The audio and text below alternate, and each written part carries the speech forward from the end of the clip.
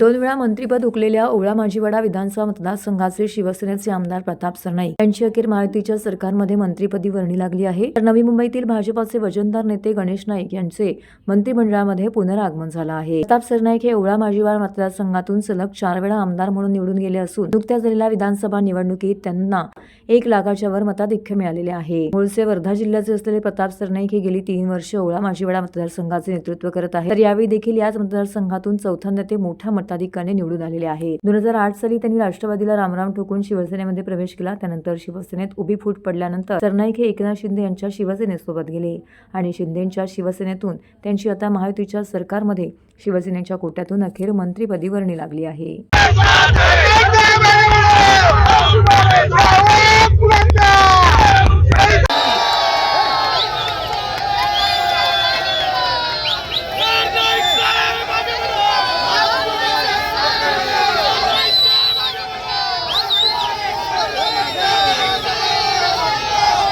मी प्रताप शिंदेबाई बाबूराव सरनाईक ईश्वर साक्षी शपथ घेतो की कायद्याद्वारे स्थापित झाले आहे अशा भारताच्या संविधानाबद्दल मी खरी श्रद्धा व निष्ठा बाळगेन.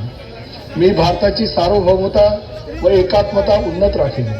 मी महाराष्ट्र राज्याचा मंत्री म्हणून माझी कामे निष्ठापूर्वक व सद्विवेक बुद्धीने पार पाडेन आणि संविधान व कायदा यानुसार सर्व तऱ्हेच्या लोकांना मी निर्भयपणे व निपक्षपातीपणे तसेच कोणत्याही विषयी ममत्वभाव किंवा आकस न बाळगता न्याय वागणूक देईन.